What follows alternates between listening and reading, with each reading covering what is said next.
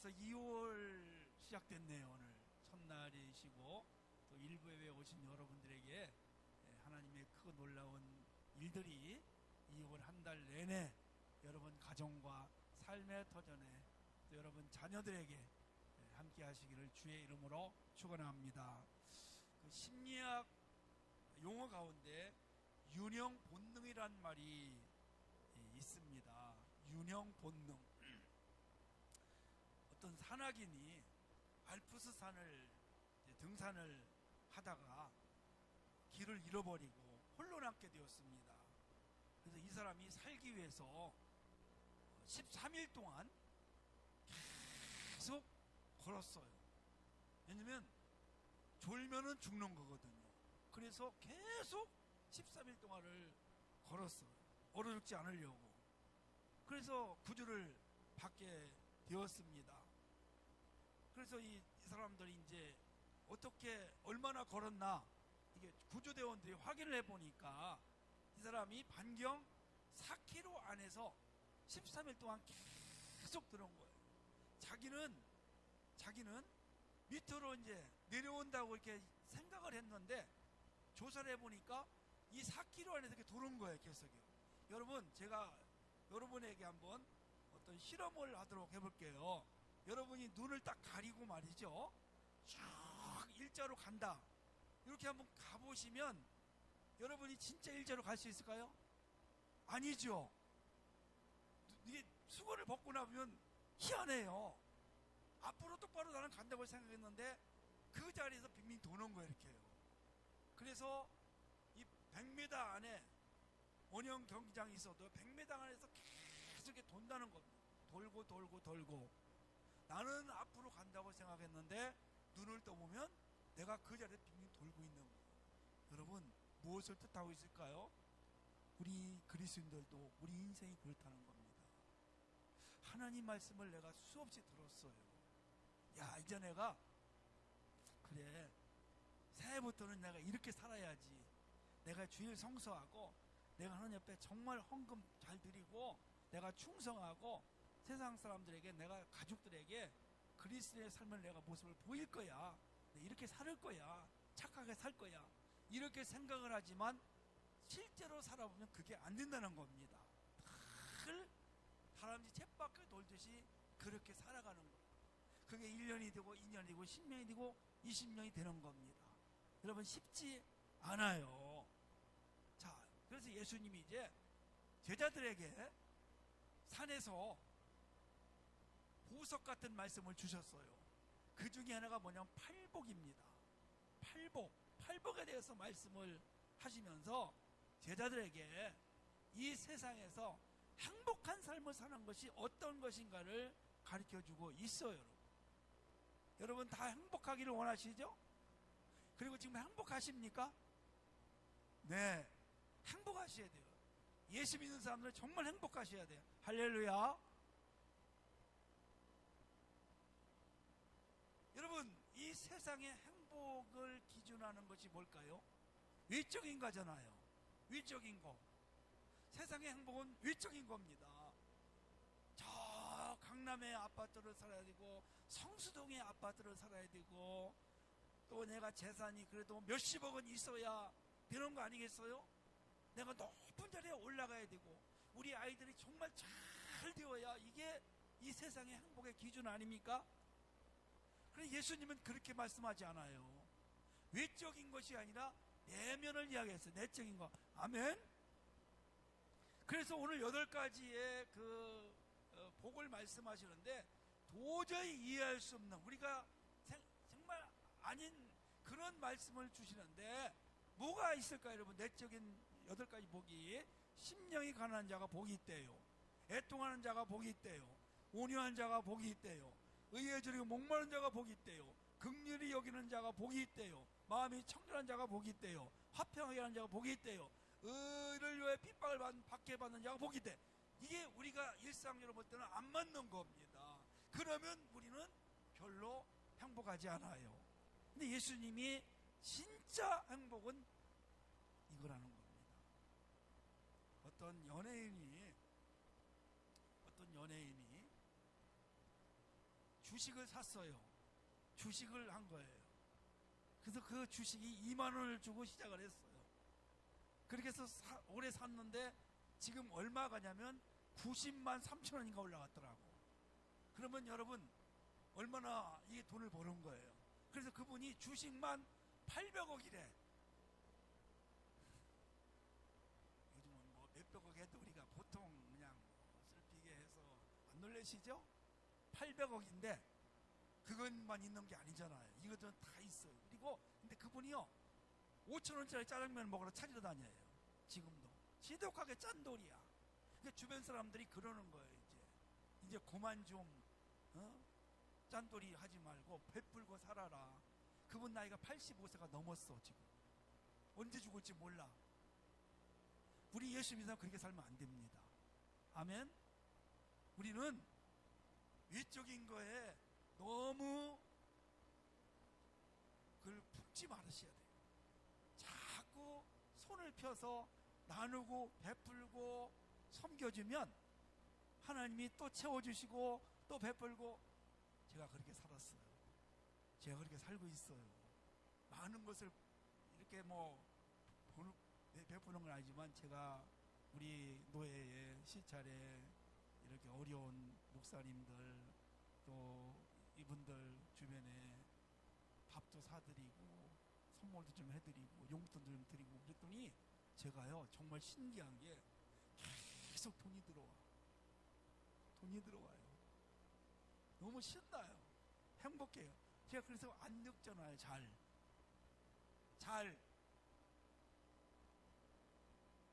지난번에 우리 교회 이 에어컨 이거 난방기가 고장나가지고 며칠 전에 어떤 기사가 왔어.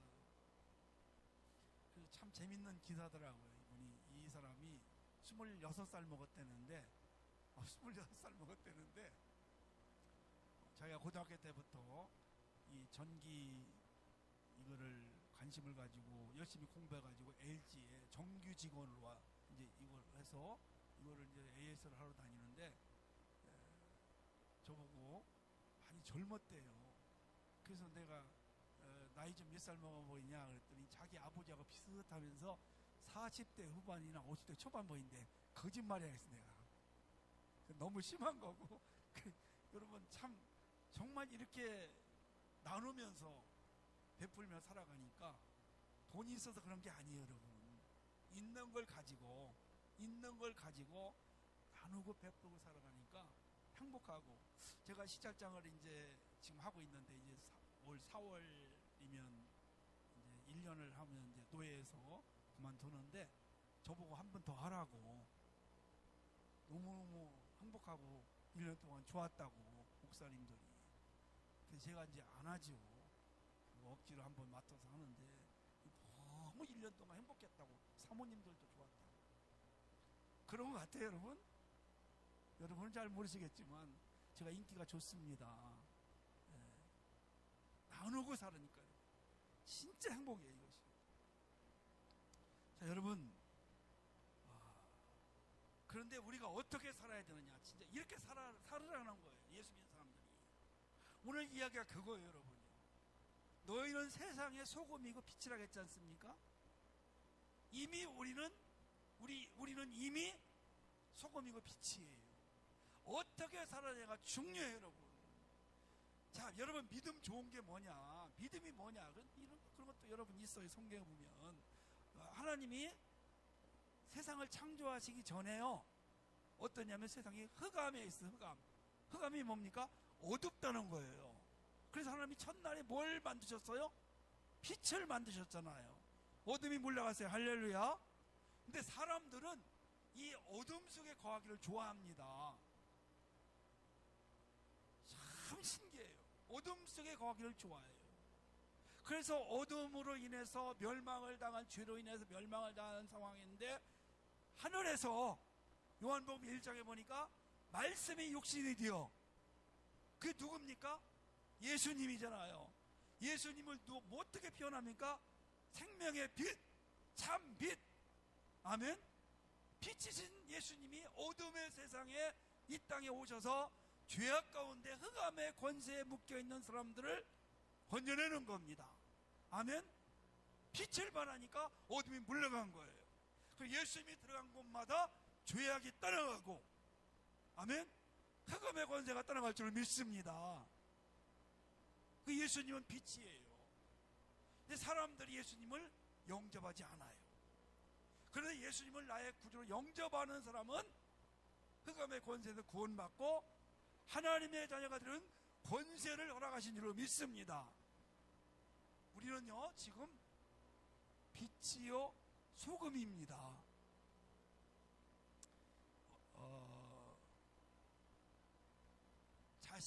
자식이요 부모에게 효도를 해야 자식이 아닙니다.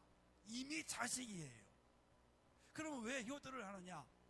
나를 낳아주시고 나를 키워주신 그 은혜에 보답하기 위해서 효도하는 것이지, 내가 효도를 해서 내가 자식이 되는 것이 아니라는 거예요. 우리는 이미 하나님의 자녀인 줄 믿습니다.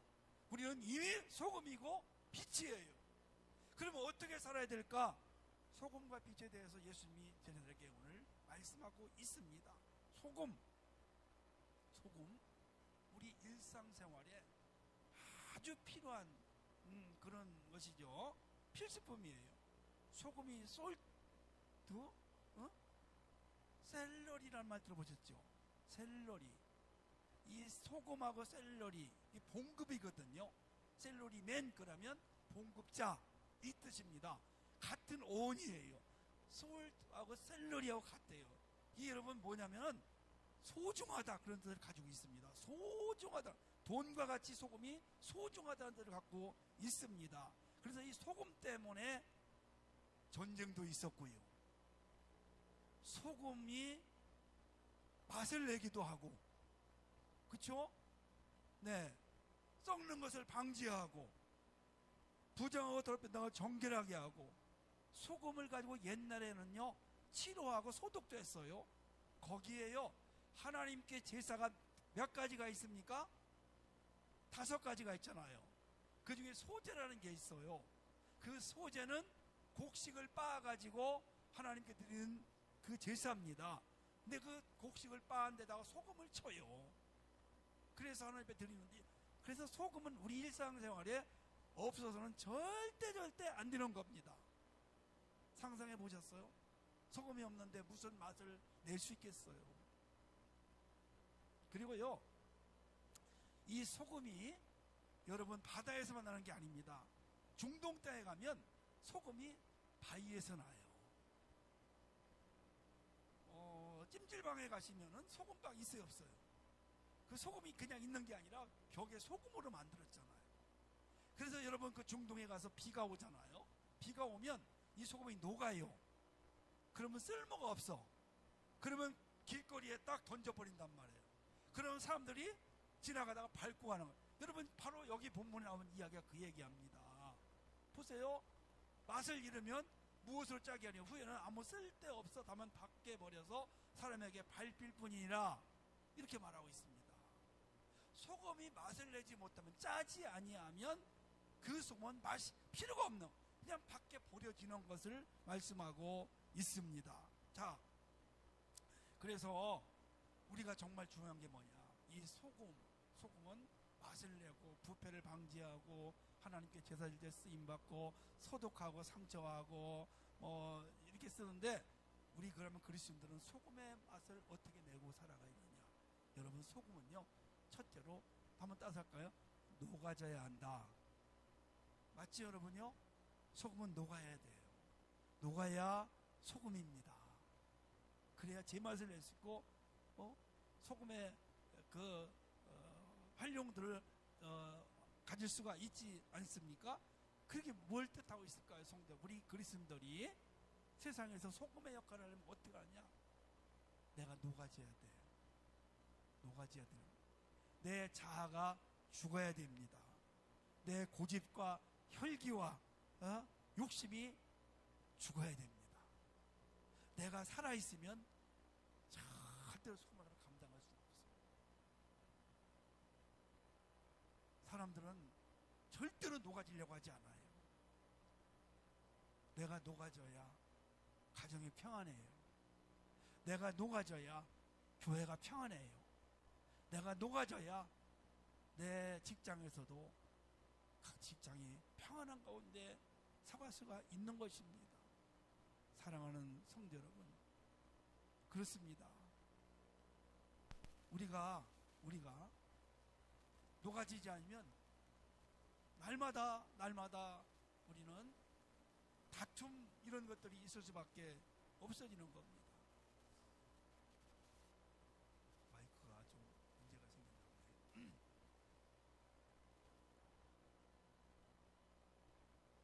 네. 하나님은 우리를 정말 잘 봐주시는 분입니다. 봐주시는 분이에요.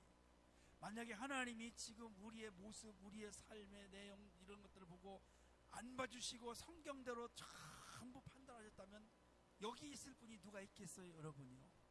여러분이 온전하겠어요? 여러분의 가정이 온전하겠습니까? 아니잖아요, 여러분. 하나님이 우리를 잘 지금 봐주시는 거예요. 그래서 하나님이 우리를 봐주시니까 우리도 남들을 좀 봐주자고요. 남을 좀 봐줘요, 여러분이요. 크게 이기려고 하지 마세요, 여러분. 지는 거하고 져주는 거하고 같을까요? 다를까요? 달라요, 여러분. 지는 것은 내가 능력이 부족해서 지지만 져주는 것은 내가 이길 수 있음에도 불구하고 양보하는 거예요. 맞아요, 여러분요? 그렇죠? 하나님이요 그런 분이세요. 야곱하고 싸웠어요. 씨름했어요. 누가 이겼어요? 야곱이 이겼지 않습니까? 하나님이 져주신 거거든요. 좀 져주자고요, 여러분. 좀 양보해주자고요. 좀 이해해주자고요, 여러분. 좀 참아주세요. 좀 여러분 손해보세요. 예수 믿는 사람들은 손해보고 사셔야 돼요, 여러분. 좀 이게 품어주셔야 돼요. 좀 이해해주셔야 돼요. 흠이 보여도 좀 덮어주시고 아무것처럼 하시고 그렇게 살아가는 것이 수금입니다. 하나하나 전부 다 따지고 자기가 기준이 되어서 판단하고 이러면은 못 살아요, 여러분. 그냥 두리뭉실 덮어주고 이렇게 살아갈 때 행복하고 우리는 복된 삶을 살아갈 수 있어요. 편안해요. 아멘. 그럴 때 가정이 편안하고 내가 있는 일터가 편안하고 우리 교회가 편안하고 어쩌면 나라가 편안할 수도 있다는 것을 알 수 있습니다. 그래서 소금의 역할은 내가 녹아지는 거다. 아멘. 자, 두 번째는요, 빛이에요. 너희는 세상의 빛이라고 말씀하고 있습니다. 예수님 당시에 도시들은 말이죠, 이렇게 평지보다 높은 곳에 있었어요. 이스라엘에 가면 예루살렘이라는 이 도시가 평지보다 좀 높은 데 이렇게 있어요.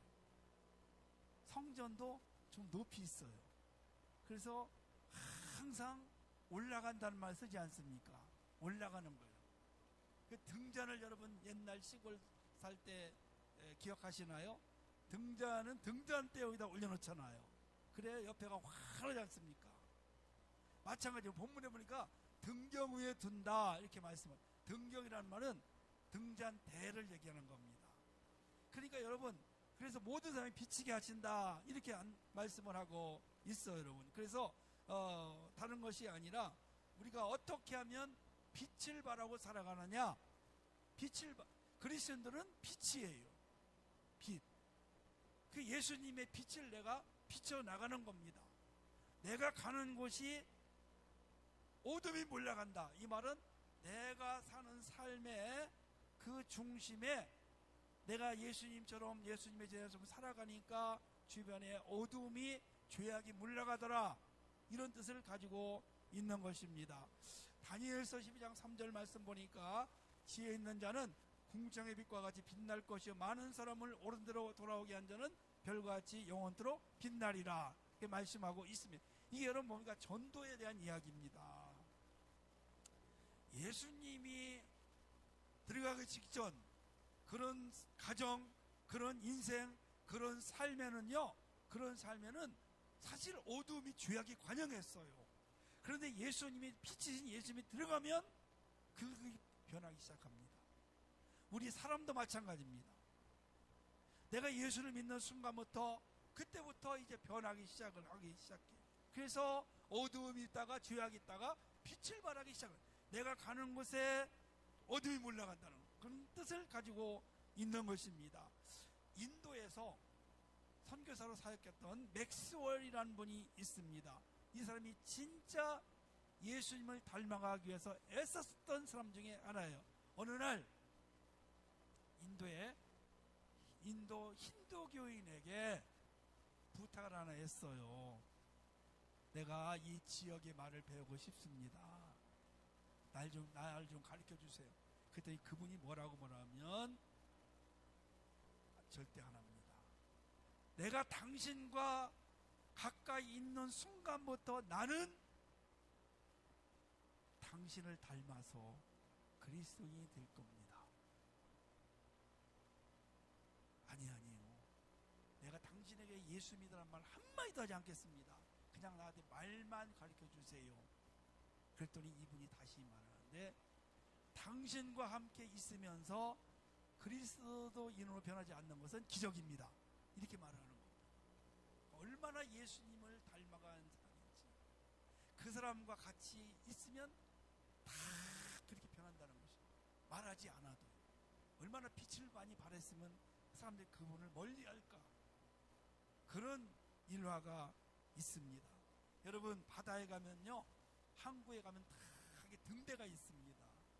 밤에 보면 이 등대가 불을 비치잖아요.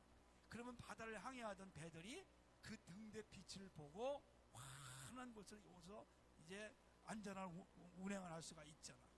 마찬가지입니다. 여러분, 우리도 그렇습니다. 우리가 이 세상에 어떻게 살아야 돼요? 내가 빛의 삶을 사셔야 돼요. 우리를 보고 사람들이 착한 행실, 우리의 착한 행실을 보고 하나님께 영광을 돌리는 겁니다. 착한 행실, 착하게 사셔야 돼요. 간증을 하고 마치겠습니다. 지금부터 한 17년 전 어느 집사님의 간증 이야기입니다. 자기는 불교 집안에서 태어나가지고 기독교인들을 정말 싫어했대요. 왜냐하면 기독교인들이요, 하나님을 섬긴다고 하면서 사랑 이야기를 하면서 전도하면서 아주 그 집사님 눈에 보이기에 안 좋은 면들이 많이 보인 거예요. 피아노 레슨을 하는 사람이었어요. 피아노 레슨을 하러 집에 이제 가정 방문을 하게 되면 집안이 막 엉망진창이 되는 거예요. 그리고 따지기 좋아하고 레슨비는 제때 안 주고 실력은 뭐 어쩌고 하면서 이렇게 하는 사람들이 대부분 실망을 해가지고 점점 더 기독교인들을 싫어하게 됐더라고요. 근데 소연이라는 학생을 소개를 받았답니다. 그래서 이 집에 갔더니 좀 다르더래요. 거실이 깨끗하게 정돈이 되어 있고, 이 소연이 어머니의 말씨가 그렇게 친절하고 부드럽더라고요. 얼굴에도 환한 인상을 가져. 그래서 뭔가 좀 이 집은 다르구나 이렇게 생각을 하다가 아이를 낳아서 한 달 동안 레슨을 쉬었대요. 근데 한 20명 아이들을 레슨을 하는데 자기가 이렇게 아이를 낳고 한다 쉬는데 한 사람도 전화 한 통도 안 하고 잘 어떻게 지내고 있느냐 관심 없는데, 소연이 어머니가 찾아왔더래. 찾아와서 한 달 레슨비를 봉투에다가 주고, 레슨을 쉬었는데도 불구하고 한 달 레슨비를 주고 선물을 놓고 가더래요. 그리고 산후조리 잘하라고, 그리고 다시 만나자고 회복해서. 그래서 이제 이분이 가고 나서 그 선물을 뜯어보니까 예쁜 가죽 성경책하고 찬송가가 들어있더라고요. 거기서 감동을 팍 먹고, 그 주일날 소연이 엄마가 전화를 해서 그 소연이 엄마가 소개해준 교회를 가고, 그래서 거기서 집사가 되어가지고 예수를 잘 믿고 교회를 잘 섬긴다는 그러한 간증을 제가 들은 때가 있습니다. 사랑하는 성도 여러분, 우리 그리스도인들은 이 세상의 소금이고 빛입니다.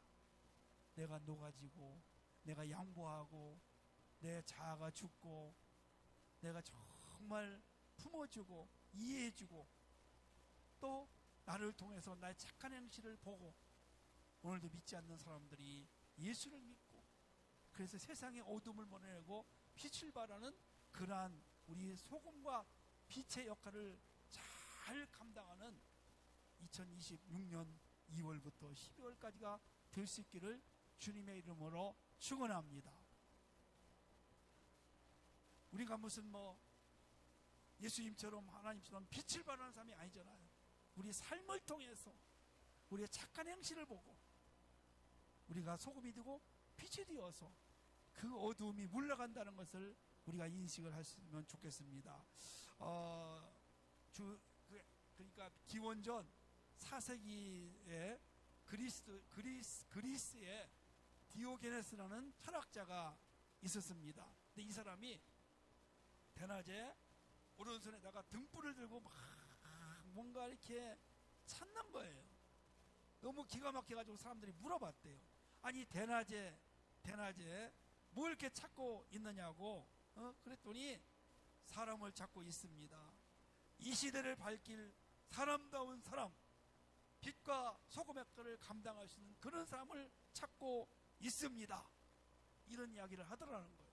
여러분, 지금도 하나님이 하나님의 역사를 이루기 위해서 사람을 찾고 있습니다. 다윗을 만나니, 이새 아들 다윗을 만나니 내 마음에 합하도다. 그런 것처럼 소금과 빛의 역할을 감당하는 그런 사람을 오늘도 찾고 있습니다. 그런 사람을 통해서 하나님의 뜻을 이루기를 원하신다는 사실을 기억하시고 우리 소금처럼 빛처럼 사명을 감당해서 어두운 세상을 변화시키고 하나님의 나라를 이루어가는 축복의 통로들이 되시기를 주의 이름으로 축원합니다.